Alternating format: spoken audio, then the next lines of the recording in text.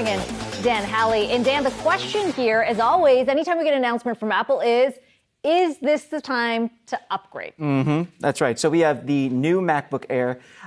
It's replacing the old MacBook Air, obviously. This is coming out for pre-order tomorrow on Friday. So it's a good time to just kind of go over what it has to offer and whether or not you should do that pre-order. And so just to give you an idea, this is a completely redesigned version of the MacBook Air. This has a completely new chassis. It has Apple's latest piece of silicon, the M2 chip, upgrade from the M1 chip. Well, nice little naming convention they got there.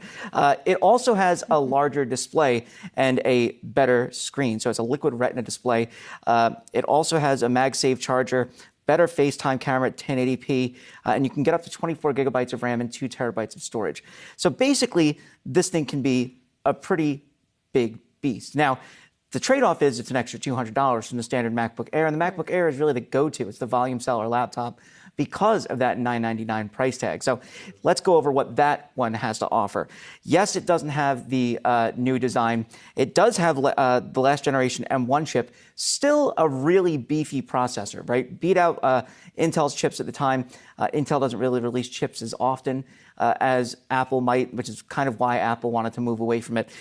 It does have a slightly smaller display. The new one has 13.6 inches. This one has 13.3 inches. You know, you can notice it side by side, but in reality, it's not really going to get you much. It has a 720p FaceTime camera. You're not going to look that good compared to, say, taking a selfie on your iPhone. So hopefully that improves with the new 2022 version, and you do get less RAM. The other thing is it doesn't have that MagSafe charger. So it's the same thing as this MacBook Pro.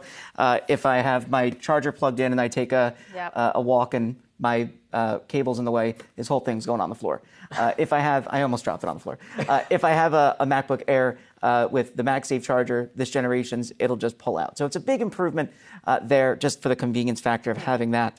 I think overall, if you don't have a laptop right now and you're willing to spend that, $1,200, let's face it, it's $1,199, so it's $1,200. I would probably go for the new Air, but when you start to really tack on the extra features, the extra RAM, the extra storage, it starts getting pretty pricey. How many people actually need that, though? And I was going to say, and then when does the gap get closed to just want to buy a regular MacBook Pro? I think once you start, if you're going to go for the base version of the M2 version, you might as well just get the older one because you're really going to get, the same essential performance, more or less. It's not going to blow you out of the water. It's not going to be the difference between the M1 and the Intel chip at the time, right? That was huge. I mean, the battery life on that thing was bonkers. It's not going to be that much different. You're going to get some performance upgrades, sure, but I think for the average person, the $999 is still a great value. Now, if you're bougie like me, and you need the best thing at the best time. You're a tech reporter. You need to have the best. I'm also just a baby, so I want the top of the line. So I'll spend the extra cash. But I think for most people, $999 is where to go. So Dan and I were having a conversation about this yesterday. You have a MacBook. This is the Pro. An iPad, right? Your phone. You've got the whole suite. But what do you use? Because I use my iPad way more than I use my laptop. I just never use. I actually use my laptop more. Yeah, I'm not I was huge saying on the same thing. iPad. Give me a little bit of that. Yeah, I got to have the tactical. I love key. my iPad. I use the iPad just for streaming. It's streaming Mets games.